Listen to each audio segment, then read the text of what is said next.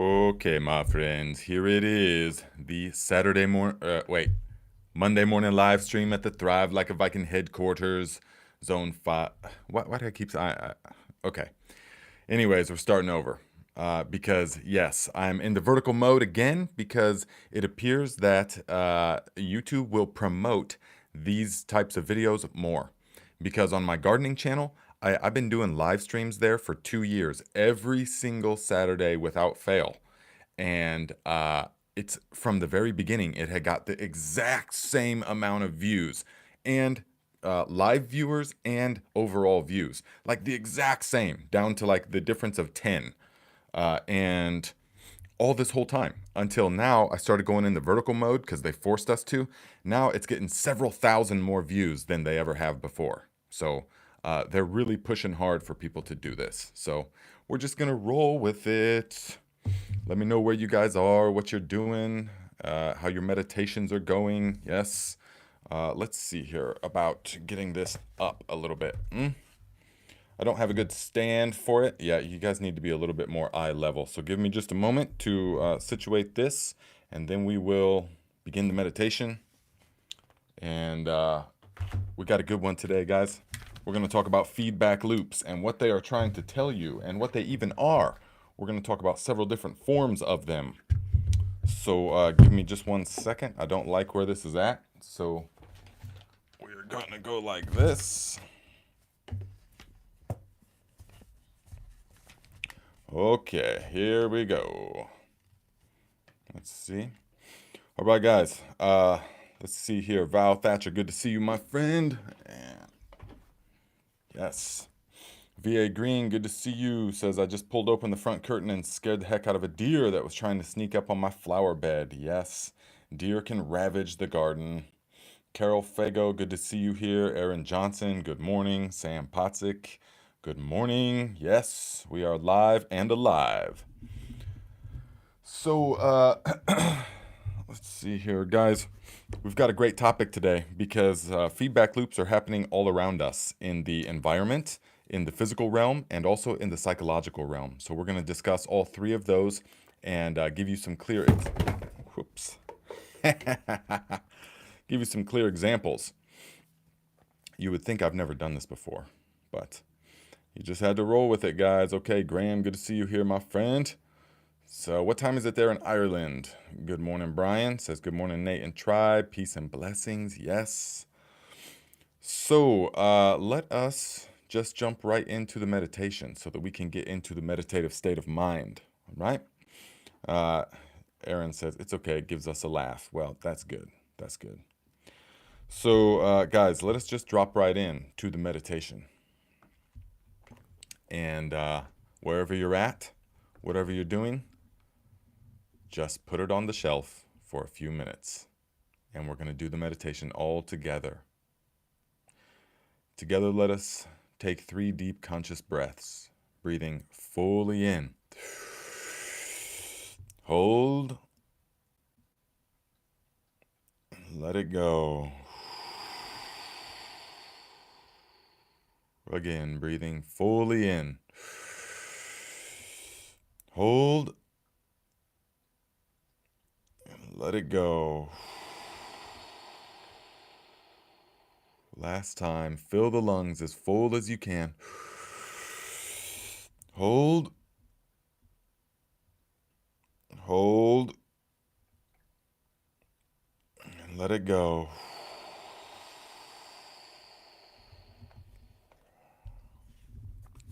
Now allow the body to breathe however it wants to breathe. Deeply relax the body. Last week we were consciously working with the relaxation response. Hopefully you practiced that over the week.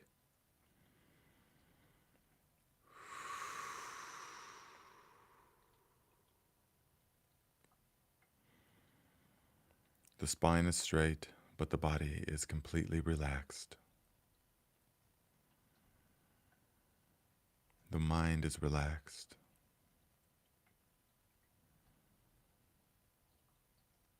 If you need, you can rest your attention on the sensation of air as it flows into the body and out of the body. The area around the nostrils. You can feel a slight whisper of air as you breathe in and breathe out. Let us just rest our attention there.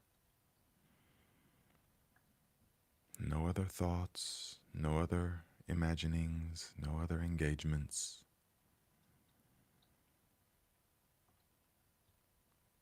Just become fully immersed in that subtle sensation of air.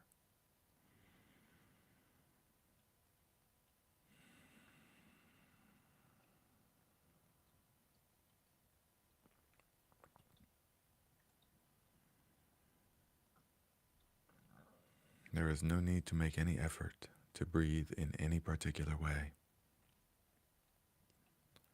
See how effortless this moment can become for you.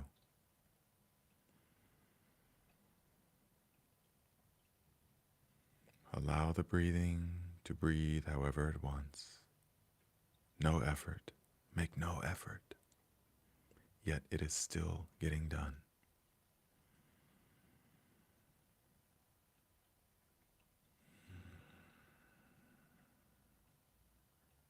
The body knows exactly when you need to breathe, exactly how to breathe. Just allow it to happen.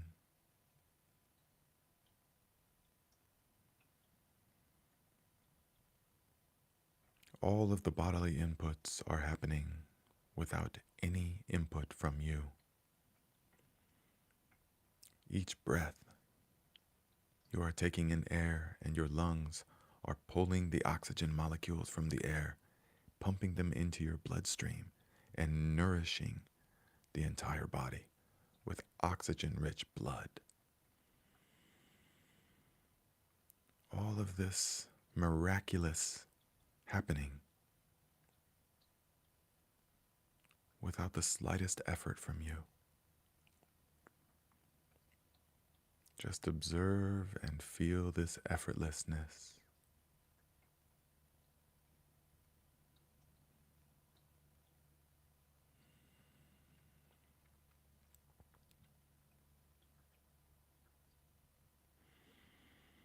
As you breathe in and out,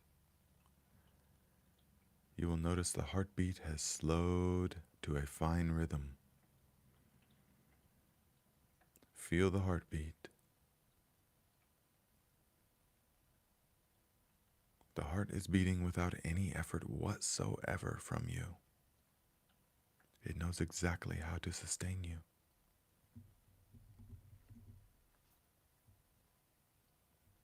From where does this electrical pulse come from?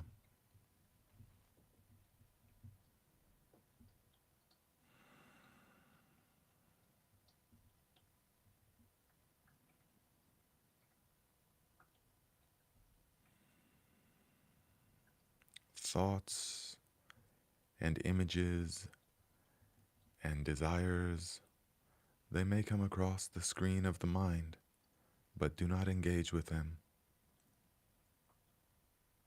Remain poised. Remain watchful, just observing anything that comes across the screen of the mind, the screen of your experience. It is like you are watching a movie. Just observe.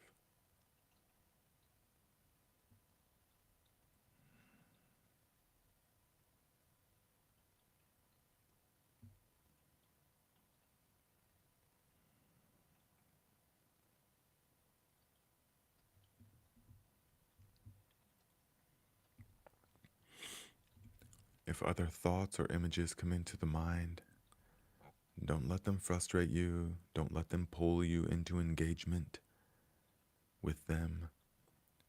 You just watch, and they will float right out of your experience. The thoughts are not you. The sensations are not you.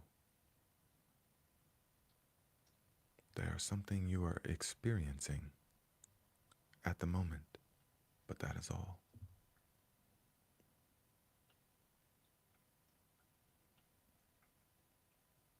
And ultimately, even that is an illusion. You are floating weightless. There is no up or down, here or there.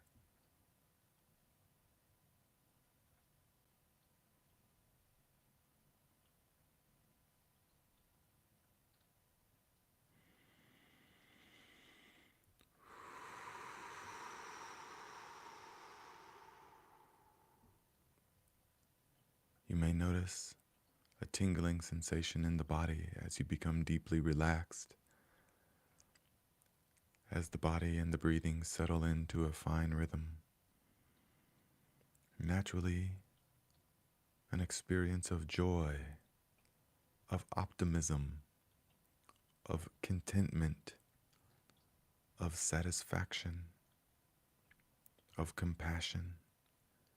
These will naturally arise, not because they are coming from somewhere or you are doing something to get them. It is because they are your natural state. They are all contained within the now. Different aspects of the divine light. All you have to do is get out of the way and let them shine. That is what we are doing here. Just stepping out of the way.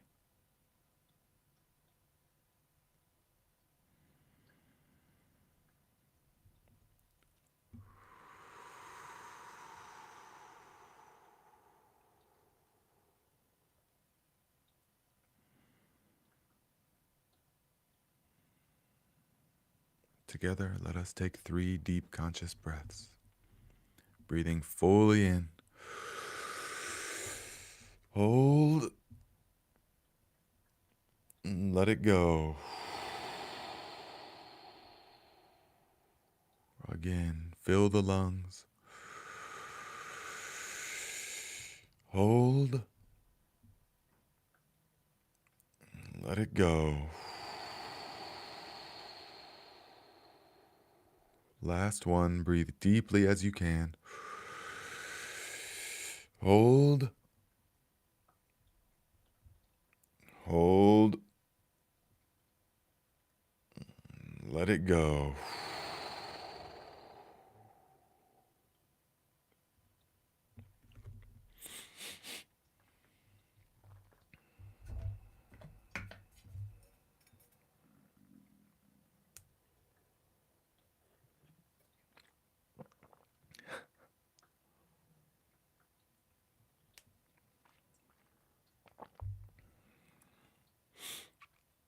Okay.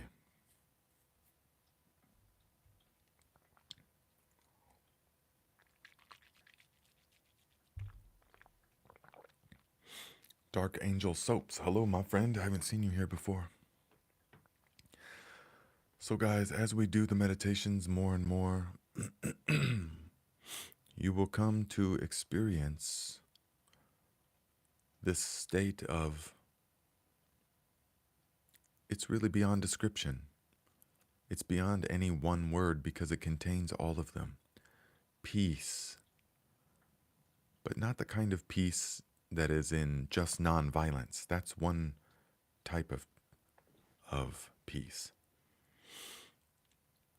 The type of peace as in satisfied. Enough.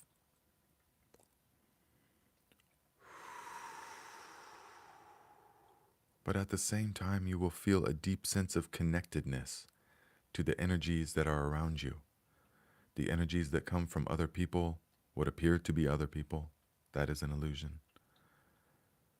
The energies that come from animals, even from what appear to be inanimate objects, the desk, the microphone, all of this.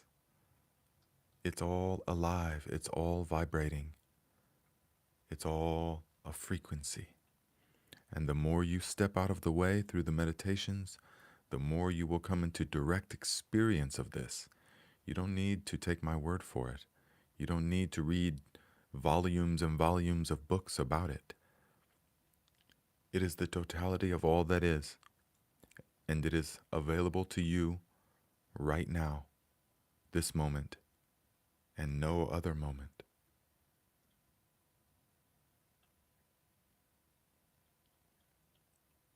To a lot of people, before they begin the practices, this sounds totally absurd.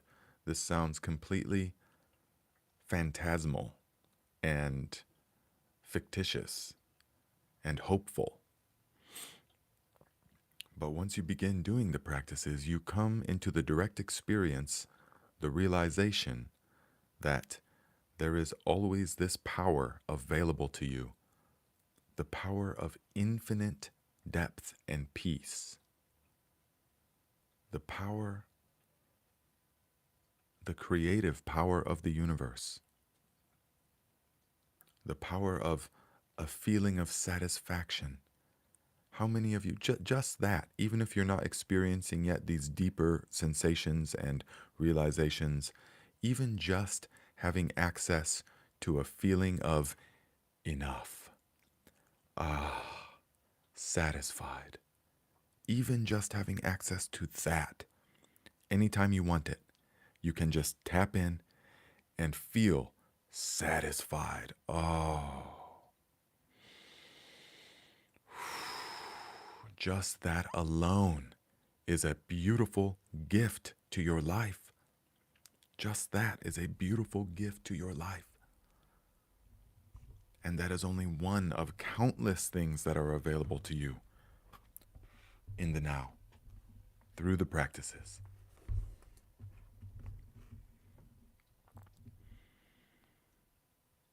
And you will see that every element of your life is touched by this new vibrations that are manifesting and being expressed in your life. In particular, you will notice it in the quiet moments of your life. Perhaps you used to feel restless or not at ease, that no matter what, that you had to do something. You had to get your phone. If you have a quiet moment, you have to start scrolling on your phone, or you got to talk to somebody, or you got to be chewing gum, or you got to be reading a magazine, or you got to be, doing all these things. Oh, yeah, because you can't sit with yourself for even a moment.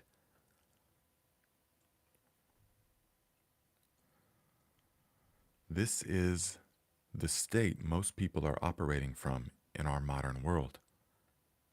And because it is being purposely implanted in the psyche. But the result is a feeling of restlessness, a feeling of constant dissatisfaction. Whatever you have, okay, that's fine, but it's not enough. You have to hustle culture. You got to get up and move, got to keep doing, got to get more. All of this, it never stops. In the quiet moments of your life, the wheels keep going and going and going and going. And you are cut off from the access to all of these immensely powerful aspects of the now, because you're trapped in psychological world. So it is the meditation, it is the practice to get out of the way and just let the creative force of the universe do what it wants to do through you, and that is awaken to its own divinity.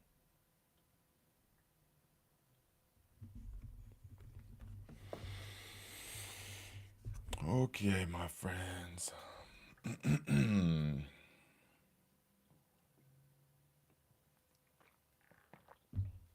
I appreciate you guys being here. This is wonderful.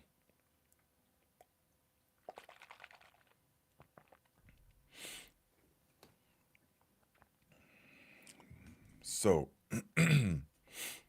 yes, Graham says people can't stand their own company. They need to be distracted constantly. This is absolutely true. This is absolutely true. And this is the root of All obsessive behaviors, all addictions, all of these kind of things come from this one aspect: the inability to sit with yourself. The inability to sit with yourself. How do I know this? Because for years I ran from this, and it manifested itself as all different kinds of ways, all different sorts of ways, but I never listened to it. I never understood what it was. It can take time. It can take time. You feel old when you're in your 20s and stuff. I mean, you feel like, oh, I'm a man. And when I was 24, I thought I'm a man now because society says, if you're over 18, you're a man. Okay. That's not true. I come to find out over the years, I didn't become a man till I was like 34. Really. And we should have a talk about that sometime, actually. Um, so because I was running, what is a man is willing to face, or a woman? I mean, you know what I'm saying? An actualized man or woman is a boy runs from. Okay, this is the fundamental difference. A boy is constantly running from situations or experiences. Those are easy to look at, easy to define. But less easy to define are running from internal experiences because they're masked in the psyche. And so you spend so much time running, you just don't want to feel what you feel. So you smoke something, or you drink. How many people have a drink every night or all the time because they're unwilling to sit with themselves? They can't. They think they can, but they can't. And so, or shopping, or all the addiction stuff that we talk about all the time, it manifests itself in so many different ways to so many different degrees, but it comes from the root cause of running. So the boy will run and try to evade and try to escape, but the man will embrace. This is the difference. The boy will run and evade, but the man will embrace. He will say, be running for so long and then say, wait a second, I'm the man. You'll turn around and you will face whatever it is, whatever it is. And you will say, okay, here is the line. That's it. There's no crossing it. Here's the line. And then you face whatever comes, for better or for worse. Even if it kills you, you have to not care about that anymore. You have to, whatever comes, let it be. Bring it. So be it. Only then can you begin to unlock your true power, because then things don't have power over you anymore. Things don't have the ability to make you afraid and to make you self-destruct and to make you drink, or to make you smoke weed, or to keep smoking weed, or to make you eat a bunch of garbage food because it just feels good for the biochemical response and all of that. Okay, even though it's killing you, all that stuff drops by the wayside because you've stepped into your true power.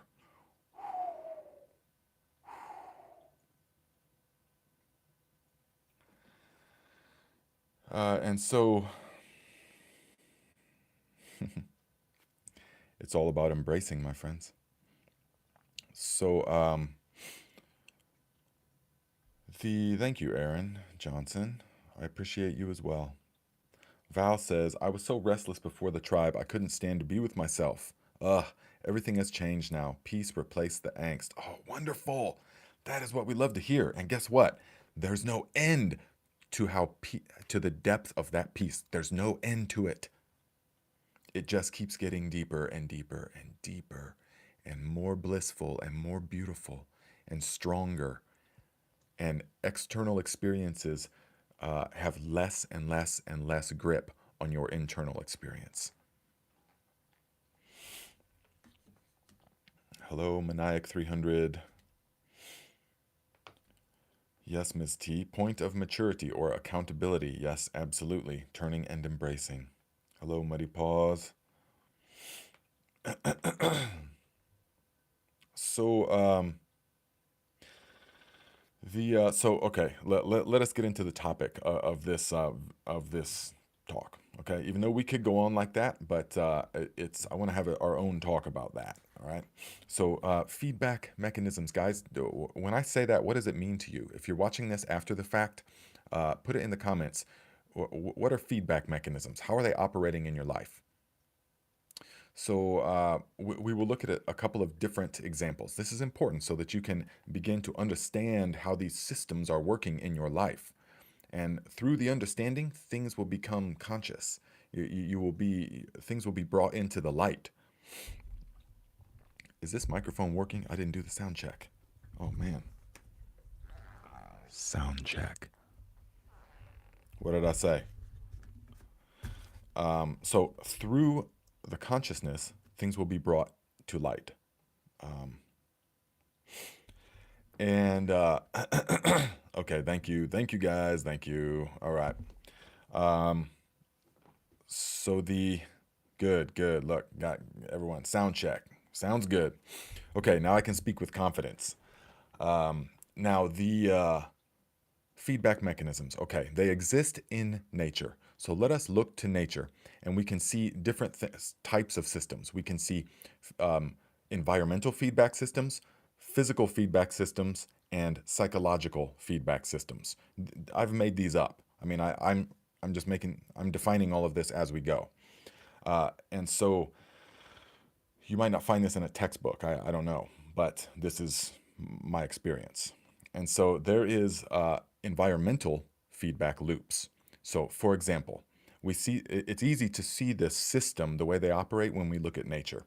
When we look to nature, we can see that there are feedback mechanisms built in to the ecosystem, the larger ecosystem, but also the smaller systems within that system. It's all cycles, cycles within cycles within cycles of varying degrees. And so we can see in nature that species run up against feedback mechanisms all the time. For example, let us use a pond. Let us use a pond. Imagine a pond. And there is food source in there, okay, like some plankton or we'll say some kind of krill or some kind of little algae, or there's a food source. And the fish that are in there, they will grow, they will eat the food source and grow and multiply. And they will keep growing and multiplying until they press up against the limit of that food source. They will keep multiplying until there is no more food and the fish start starving to death. And that is a feedback mechanism, okay? Because that is the overall, that's all the food that's available in the pond. So that is a feedback mechanism. Now, the fish can only expand up against that feedback loop. All right. Now, there's also the feedback loop of the food, but there's also the feedback loop of the system to recycle the waste. So not only would the food be one of the mechanisms, but another cycle within that feedback loop would be the ability of the pond to manage the waste of the fish and the activity. Okay, so see how there's different feedback loops, kind of like a Venn diagram, kind of going on at the same time. So there's pressing up against the food source, pressing up against the space. All right, if each one needs a bunch of space, like tuna or something, and then the ability of the system to recycle the waste.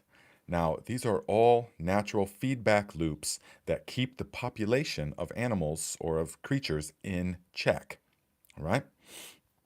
Uh, Now, it's amazing because humans have temporarily delayed those negative feedback loops. Okay. So the starvation that would happen in the pond example, we've temporarily found a way to deflect or to put off those negative feedback loops, such as starvation and drowning in our own waste and things like that, because of fossil fuels. But that's for another topic. But eventually, though, these feedback loops are going to the tax man cometh eventually, and so all of these natural feedback cycles are going to, it's all going to become due at a certain point. And many say, and I say, we are approaching that point. Yes. Now, feedback loops, environmental feedback loops, can get deeply ingrained into a culture. For example, the Native Americans here, they, uh, they, when we think of them, and we read and we research and everything, we see and we think that they lived in harmony with nature they were just so because they were so realized, maybe, or because they were just of the earth. And yes, all of this is true. I mean, they had the spirit of the earth in them, of course. All of this is true. But also, their customs and their culture. And I used to be so into Native Americans. Back then, we just called them Indians, but I used to be so into that, reading all the books I could read. When I was a kid, I used to read so many books because I had an hour bus ride each way. And so I would just read all these books about Native Americans and the frontiers and all of this time. I was obsessed with it at this time. And their cultures and their customs, what was ingrained into that were systems that was very mindful of the feedback loops of the environment. Now, they were not doing this just because out of the pure light from their heart. They were doing this because in their past, their ancestors overstepped those feedback loops and starvation happened, or some kind of illness, disease happened. And so they learned over the millennia to stay within these feedback loops. And so they infuse that into the culture, into certain things. Like if you want to hunt the bald eagle for the feathers and everything, then okay, you can only do so every third year, and it has to be a male, and it has to be after the offspring is out of the nest. See these stipulations? Now, that comes from a respect from nature, but also an understanding that you can overhunt. You can wipe out the whole population otherwise. Feedback loops. So I'm just using many different examples of what environmental feedback loops are. Now, there's also physical feedback loops. So, for example, I hold my hand over a flame. Ooh, it's hot. So that's a physical feedback loop. I hold my hand over the fire. Okay, hot, burns, pain. I'm not going to do that again. It corrects the behavior. Yeah. And this is what it's designed for in nature, of course. The organism has to know what is good for it and what is bad for it. You look down you're standing on a cliff and, oh, you just want to jump down there 30 feet down. Okay, but you can't because you know from feedback loops, you'll break your bones. And so these are like physical feedback loops. Okay. Also, there are the physical kinds, such as when you get a headache, and I've talked about this before, when you get a headache. Now, in our modern society, it's all about don't deal with the consequence of the feedback loop. Okay, so you get a headache, take something, take a pill, take a Excedrin or something to get rid of the headache. Okay, that's the modern mentality because it relies on a product and it makes you sicker. But what they're actually designed for and what throughout all of human history that would entail is a feedback loop that it says, okay, I need to adjust my behavior in some way. I need to adjust something. I need to take some salt under the tongue. I need to hydrate. I need to stop sitting in this position. I need to get up and walk, move the lymphatic system. All of these things are the organism saying, hey, we got an issue. You need to correct your course. Otherwise, we're going to have bigger problems. And this is one reason that we see so much disease and sickness, and everyone just looks ill. Not everyone, but so many people. And I live in the Midwest. I mean, I live in the Midwest, the land of ill-looking people. And I mean, it's insane. It's totally insane, especially coming from other countries. All right, coming from other countries, um, you just don't see what you see in America. It's totally mind blowing. I can't describe it enough because it took me several years to see and to feel it. But anyways, so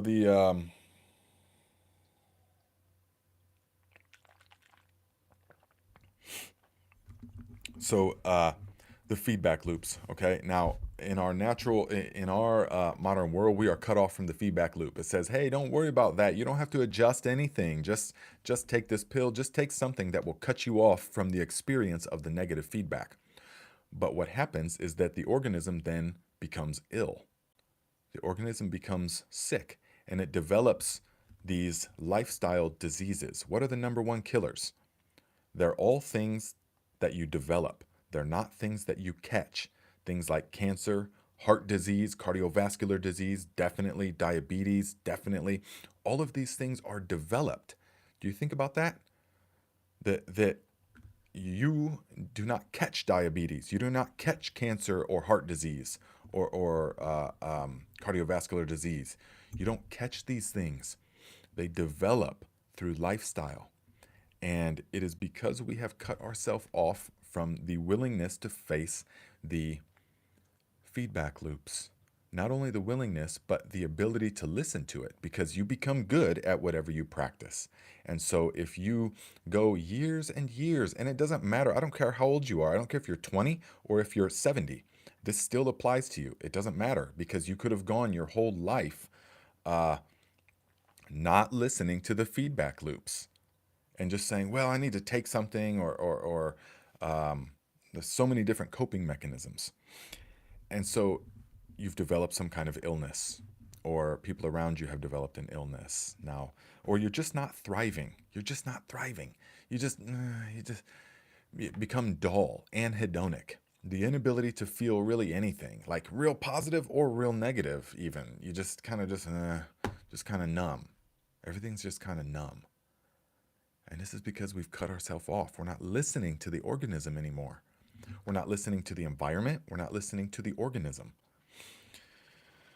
And so now this will lead us. Let me see what you guys are saying. Yes, B. Hendricks says, the tax man cometh eventually. Better have that dough ready. That's no joke. That is no joke. And in the sense of our personal, of our body, the dough is our health. The currency there is our health and our sanity. And we'll talk about psychological feedback loops here in a moment. So we don't want to be paying that currency. We don't want to be in debt with that currency. We want to have a stockpile of that currency, the health. The currency that we're talking about is health. Okay? Ms. T says, no worries, Nate. There are very few books that you can find wisdom, knowledge, and understanding in. This is actually very true. People are always asking me for book references, and it's like, yes, I mean, I've read many, many books, but the thing is that I've come to realize is that the book is okay, it's good. Knowledge, the knowledge like that is good, but until it is put through the catalyst of experience, it doesn't really become knowledge. It just stays as information. So there's information, but only once it's put through the catalyst of experience does it become knowledge, realization. Yeah. Still, I'm not downplaying books. Very important. But the books alone is not going to do it. So, yes. And so let's see here. So what you guys are saying. And Cowgirl in Arizona says, finally, all the pieces fell together for me, and I went through my husband's infidelity recently. I had to literally tell myself to feel it, but don't live there. Get in, get out, and get on with life. Yes, get in, get out, and get on with life. But not in a way, of course, not in a way that is repressive in the slightest bit. So and this, I see this all the time in the modern spiritual movement of trying to be just so positive all the time. Well, oh, my husband's infidelity, no problem. I'm just positive all the time, doing my affirmations. Yeah, and then because it doesn't go anywhere. It doesn't go anywhere until you feel it. The emotion is an energy in motion. So it's an energy that is happening. And if you're just repressing it, nope, I'm gonna just pretend like I'm not broken, or I'm just gonna pretend like I'm not crushed, or like I'm not like it's not really sad, I'm just gonna pretend like that. But the energy doesn't stop. It just goes there and it gets lodged, and it can express itself in so many different ways. But it will just stay there, keep going around and around and around until the time comes, if ever, when we bring it into the light of consciousness and we say, okay, I will feel it. Whoa, that doesn't feel good. That doesn't feel good. Okay? But that doesn't matter. I'm going to feel the experience. What am I feeling? Sit with it, experience, feel it, feel the sensation in the body, try to label it. Say, oh man, that feels like, it feels oh, in the gut, try to label where the sensation is feeling. Just go within and feel, say, oh man, that makes me feel in my gut. It makes me feel a bunch of knots, perhaps, in my gut or in my fist. It makes me feel a bunch of strength in my fist, if you know what I mean. So it doesn't matter though. What matters is that you remain present and you allow yourself to experience it. It's a feedback loop. It is a feedback loop. What is this trying to tell me? Okay. Now, I'm not saying in your example specifically, but I'm using it as an example. I'm saying, okay, what is this trying to tell me? You always have to ask. And the feedback loop could be saying, hey, you've been trying to force this thing for so many years because you're afraid of being alone. Now, I'm not saying that's you, but I'm saying that applies to plenty of people. Now, the feedback loop could be saying, hey, you need to do that thing you've been thinking about doing for years and make whatever lifestyle change it is you've been needing to make. That could be what the feedback loop is trying to tell you. You don't need to immediately come to an answer. You just have to be open to receive the answer. That's what's important. You will know beyond any doubt. You don't have to try and formulate the answer. What's it trying to tell me? Okay, it's trying to tell me this. No, just sit with it. Don't make a decision right away. Feel it. Feel it and feel what the feedback loop's trying to tell you. Maybe you've been trying to force something that is not meant to be. That could be. Or maybe it's trying to tell you something. The feedback mechanism is trying to say, okay, you haven't been as present as maybe you could be in the relationship. And so he has felt distance. He drifted away or something. I'm just using it as a general example. The feedback mechanism is always trying to tell you something. Pain is always trying to tell you something. Physical pain, emotional pain, psychological pain, always trying to tell you something. It is a gift. I know that's hard to hear or understand, but ultimately it can be a gift instead of a curse. Deep strife and misery and pain. When in the moment, it doesn't seem like a gift. But looking back, so long as you remain present and conscious, you will see, wow, without that, I wouldn't have made that change. And that wouldn't have led me to this. And I wouldn't have met this person. I wouldn't have gone to this place. And I wouldn't have this amazing experience of life that I have now. That is how it works. That is how it works. Or we can just keep running from it for years and years and years. We can just block it off and we can watch TV. We could watch a movie instead, which is, watching TV is it's on par with like smoking weed or doing drugs or something like that. It's on par with that. Really, it's just a numbing agent in the mind. And so we could just keep doing that, and then that energy is just going to keep being there, and it's gonna build energy, and it's going to express itself in different ways because we haven't listened to the feedback loop. And so that leads us basically to the psychological feedback loops. Yes. So how many times do you know the person that gets out of an abusive relationship and almost immediately is right back in to another one with a different person? And you're like, wait a second, but you just got out of this one where you were complaining constantly, oh, this person's so abusive and manipulative, but and now you found this other person, yay, oh, but now very soon, okay, they're also like this. Okay, now this has several reasons, subconscious reasons, but one of the things is that they're not listening to the feedback loop. They're not listening to the feedback loop, that person. So the feedback loop is telling them, You have things inside of you that are unhealed. You have things inside of you, deep scars inside of you. Your subconscious belief patterns, this is what the feedback is telling the person that continually gets into new abusive relationships. You are not listening to the feedback mechanism trying to tell you that you have energetic traumas, blockages, we could say, uh, tensions that you have not worked through. You have things that are still in your psyche. All that energy, you have things that are still there from years ago. Remember, it doesn't matter how long ago it was. Time is not ultimately real in the way that we think that it is. So it will just stay there because it's still happening now. And this is what the feedback loop is trying to tell that person. You've got inner work you need to do. Otherwise, you're going to keep attracting the same experience. You will keep recreating the same experience. Listen to what it's saying. Graham says, I call those people serial engagers. They've been engaged 3 or more times and are now on their second or third marriage. It's no joke. That's no joke. In the Western society, it's like that. It's like that. So oh, wow, that's a good one. Okay, if not for being inadequate in gardening, I would not have looked for advice and found Nate. There we go. See, that is the feedback mechanism, and that's what's being guided. That we're just using this as an example, okay?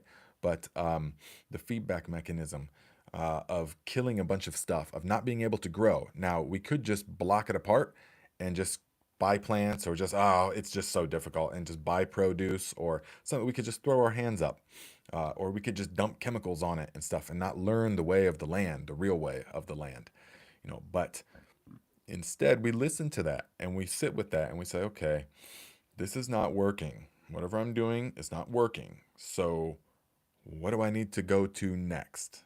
And then you will be guided. Things will come to you. The universe says, oh, that's what you want? I got you. I got you. Here. So, and then here you are. Here we are.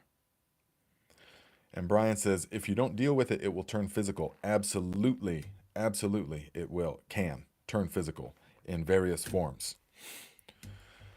Uh, so the,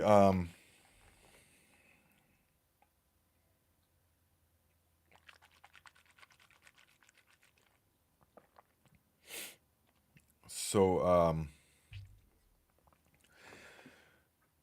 now, you want to look at what the feedback mechanisms are trying to tell you in your life, and don't worry about immediately coming up with an answer. The answer will come.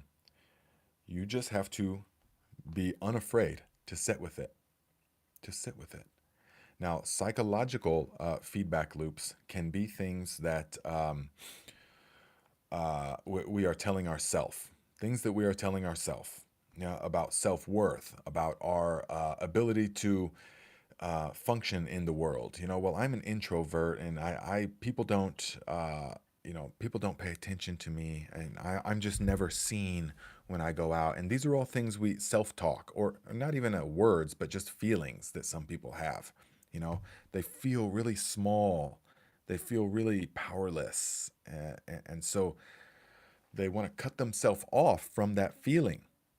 But what it actually is a psychological feedback loop. It's saying why? Why? Because here is the pretense. Every person, every being was designed to thrive. Nothing less than absolute thriving. Each being, especially human beings, we're not made, but we are not here to be sick. We are not here to be ill, to be depressed. No other animals get depressed except for the ones that are in the care of humans, and they exhibit symptoms of depression to what degree they can. But we are here to thrive, to feel good about life, to wake up every day. Okay, what are we doing today? What's up? The spry, the spirit, the enthusiasmo, yes? The spirit, the divine spirit. That is what we are meant to express. And we are meant to have health, to feel healthy. And I don't just mean taking a bunch of supplements and going to lift weights and stuff. That's not actually really health. And I know that because I was in that world in my early 20s before I left traveling. I was into that bodybuilding world and all that kind of stuff. And a lot of those people, even with the huge muscles, and they are not thriving. They are not thriving. They're actually very unhealthy, many of them. So what we're meant to do is be supple and flexible and connected with each other and lighthearted, yeah. And we're meant to be resilient. We're not meant to the slightest little thing gets said to us, oh, and we just collapse, or we're just a little snowflake, and as soon as it gets hot, we just melt. We're not designed to be like that. We're designed to be super mega resilient. Okay, I mean, to the point where, okay, someone says something, okay, whatever, you can deflect it like a shield, or you can let it in. It's up to you. But only from a place of health and balance can we do that. And the healing process comes from opening ourselves up to the feedback loops. And we're meant to be able to just, to feel alive, not to feel sad and depressed and to not want to go outside and to, oh, it's another sunny day. I know this. I was there at a certain time in life. It was very intense. Thankfully, not for a long time, but at the time it seemed like a long time. But that's we're not meant for any of that. But I wasn't listening to the feedback loops. I was putting it off for years, not even aware that that's what I was doing. Until now, remember, you become good at whatever you practice. And so if you practice listening to the feedback loops, it becomes like a gift. It becomes like a gift. It is so wonderful because your body and your energy and your psyche tells you right away. It's got an incredible intelligence because you're tapped into the heart. The heart energy knows, remember? And so once you practice this, listening to the feedback loop and being unafraid of whatever it's telling you, then it becomes really, really finely attuned so that immediately you can sense the feedback loop and make a course correction if you need to. If you need to make a course correction. And this is true in physical things. This is true in physical things with the body, okay? I got a slight little headache. I need to drink some water, or I need to put some salt under the tongue, or I need to get out of the sun, or I need to adjust something because you'll know, ooh, this is trying to tell me something. It's trying to alert me of something. The feedback loop, the pain is my friend because it's driving me to be the greatest version of myself that is possible, which I assure you is probably much greater than you can even conceive of at this time. And so you become really in tune with that, really, really easily. It doesn't take you getting sick and collapsing and illness and having a heart attack before you listen to the body. How many people that only once they've had a major heart attack or two do they start, well, I guess I better change my diet, better stop drinking pop and eating fried chicken and KFC. See, that's how much it took for you to change your ways, to listen. That's not what we want, okay? We don't want to have to get crushing depression to where we just can't even get out of the house. Don't let it get to that point. Surely, all along the way, every step of the way, there were signs and feedback loops trying to speak to you, but you just didn't know how to listen to them because the organism is designed to thrive. Okay? It's not designed to live in the basement and be depressed and eat Doritos and Capri Suns and stuff and play video games. Okay? It's not meant to do that. So I hope you get what I'm saying, guys. Val says, glad you're here. Yes, glad you guys are all here. Definitely. Spinster Mountain, yes, glad you were here. Brian, the lesson is to thrive. Definitely. The lesson is to thrive. The lesson is to thrive in the way that, but it takes work at first. So it's not like, okay, you heard this message and now all of a sudden life's just going to be easy. It's not like that. No, but it's a progression. Everything is malleable. Your life is more like water that wears away stone. Yeah, it doesn't happen overnight, but it's consistency, and water can wear away even granite with time and consistency. It won't take thousands of years. Trust it will take it can take a very short amount of time, so long as you become attuned to listening. So let that be your practice for this week alone. As soon as you feel some kind of pain or some kind of uncomfortableness, beyond just like holding your hand over a flame, that requires immediate action. But let that be the practice this week. Whatever negativity or whatever kind of pain that you might be feeling, listen to it and say, okay, what are you trying to tell me? And again, you don't have to immediately formulate an answer in the mind. You just ask, what are you trying to show me? Show it to me. I'm open. I'm open. I'm here. I'm here for it. I'm here for it. Okay. I, I'm I'm here to thrive, and I'm not going to accept anything less. Period. Period. And I'm not going to accept anything less of people that I accept into my life as well. We are all going to thrive. If you're going to be in my life, we're all thriving. Okay? We're not, it's not going to be a bunch of I'm depressed and this depressed and stuff. No, for a time, okay. But you have to get out of that, and you have to learn to listen to the feedback loops. So say, what are you telling me? Okay, maybe it's just telling you to get outside and go for a walk in the sun. And you're like, oh, but the sun is so bright. Oh, yeah. Well, you just got to do it. At first, you just got to do it. And guided, you will be guided. The ice bath is a major, amazing tool. Amazing tool. It never gets easier, guys. I do the ice bath. I have the chest freezer, and I do the ice bath almost every day. I'm doing between 3 and 4 minutes now, and it never gets any easier. It never is like, yeah, ooh, I can't wait to get into that ice water. Literally, it's 29 degrees, the water is, because it's below freezing because I put so many pounds of Epsom salt in there. So I get in there, and whoa, it is not friendly. And I stay there all the way up to the neck, like that, just with laser focus. And it never gets any easier. But that's fine. It's not meant to. What it's meant to do is uh, take what it's meant to do is to strengthen the neurological muscle that is the willpower, to just let the energy flow. So, oh, audio cutting out? I hope not. That could be though. Okay, guys. So let's see here. Aaron Johnson says, "Gosh, Nate, you're so good at saying exactly what I need to hear." Nice, nice. But again, that doesn't have anything to do with me. That has to do with your being open to receiving the message. Then the universe guides you into exactly what you need, where you need to be. Because remember the book analogy, it's all happening. It's all already written. It's all already happened. It's all now.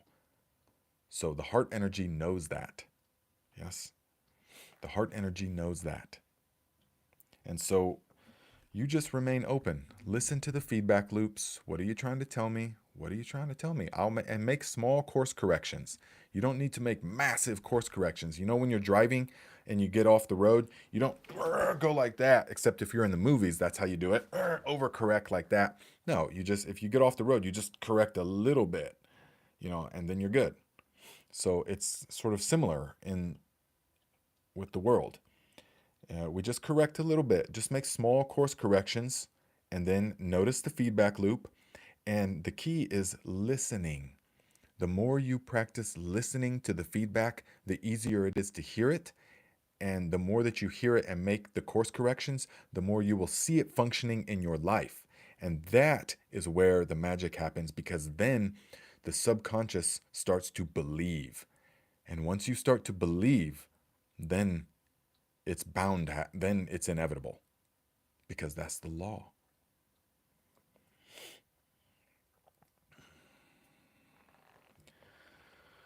Pam says, whatever I am doing during the day, I stay present, and I hear that infinite spirit goes before me and opens the way. Infinite wisdom tells me what to do and what to say. You are absolutely right. You are absolutely right. At first, when we say this kind of stuff, it seems like a little silly. It can seem a little bit silly. Okay, infinite spirit goes before. There comes a time when it's jaw dropping, and you're like, wait a second. Infinite Spirit is going before me and opening the way. The way has become effortless and crystal clear. There's no more question about how to act, what to do. None of that. There's no more questions. It's all crystal clear.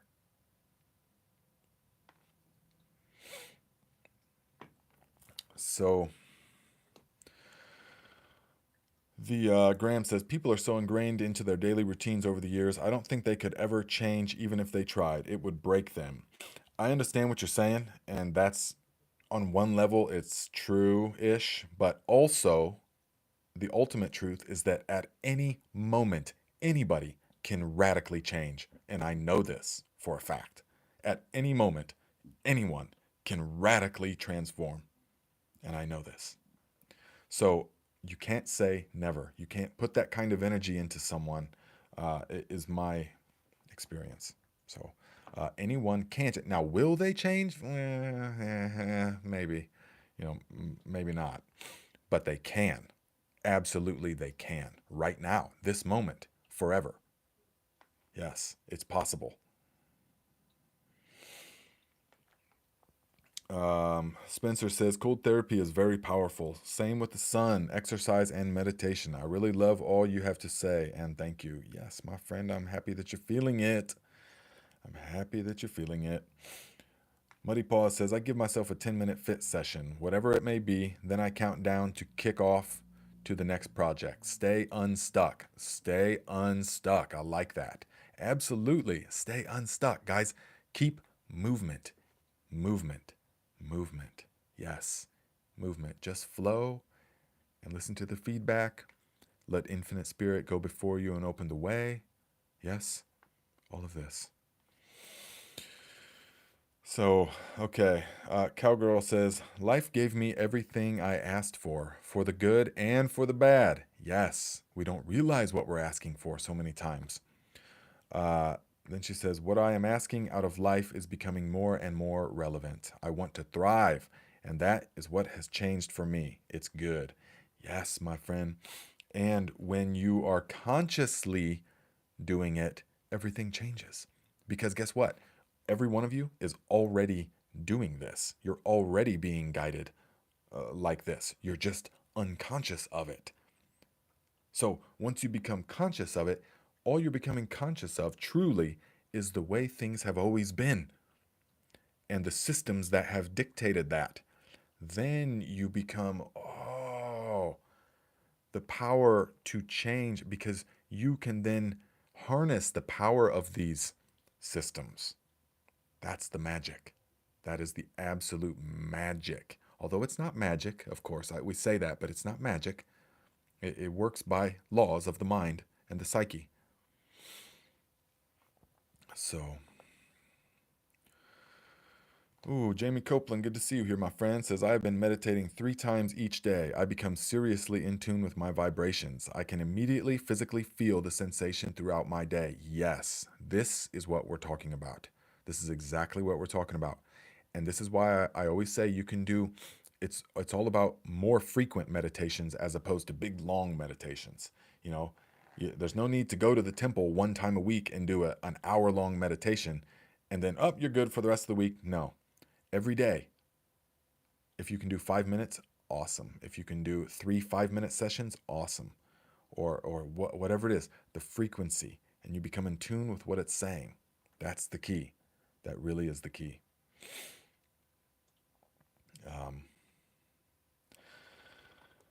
And so let's see here. And guys, have you, if I forget the name of the guy, but remember a few weeks ago when we were talking about addiction, and there was the guy that had 16 days of sobriety, and the past 3 years have been a living hell for him, and stuff, and he was thinking that the change was permanent here. I haven't heard from him in a couple of weeks. So if you're out there, drop us a line and let us know what's happening. Remember, there's no judgment here. There is no judgment here about if the relapse and all that stuff. Don't even worry about it. Don't even worry about it. You just use the feedback and make course corrections. I'm not saying that's what happened, but I'm saying let us know if you're out there because we're interested. Okay. So, all right, guys. Our time is up today. Thank you so much. Now, if you have topic ideas, please put them in the comments. Please, right after this, ask it in as much detail as you can. Okay, don't just say talk about change. You know, ask it, put it in question format for and as in as much detail as you can. Okay, I've got a couple of others from you guys, and we will pretty much at this point we can get to pretty much every one, in time. All right, so because I like this format where we're coming up with topics that are relevant to the tribe, and that's what's important. All right, so put it in the comments if there's things you want to talk about, and then think about what you want to say. Think about what you want to say as well. Like once the tribe here grows a bit, the tribe comments are really amazing as well. Like if you're part of the gardening lives, there's so much happening in those lives. So much knowledge and inspiration is being shared in those lives that it's like its own separate thing, which is awesome. So this will also be like that someday. So that's good. And also, there is a Discord. So, in the link of this description, there's a link to the Discord chat. And most of it is about the Garden Like a Viking. But at the bottom, there is the Thrive Like a Viking section: ice bath, sauna, cold, training, breath work, stuff like that. Put your experiences, put your questions there. You guys can share your own experiences as well. It's so important. That's what it's about. All right. This technology has made it amazing to be able to find like-minded people because the, in this neighborhood, for example, I bet there's no one else that would be into exactly these same things. So we're able to find people that are into the same things, and that's very valuable. Very valuable. So, okay, guys. Maniac says, do you have videos on meditation for beginners? I need to make some, yes. But no, currently I don't. No, because the Garden Like a Viking that's the money-making channel. So I have to focus all my energies on that at the moment. Aaron Johnson says, never stop what you're doing, Nate. Thank you very much, Aaron. Have no fear. I will not stop because that is what the Spirit is guiding me to do. Okay, my friends. Infinite Spirit goes before me and opens the way. Infinite wisdom tells me what to do and what to say. Infinite Spirit goes before me and opens the way. Infinite wisdom tells me what to do and what to say. Infinite Spirit goes before me and opens the way. Infinite wisdom tells me what to do and what to say. Yes, not a figure of speech. It is literally true. Realize this.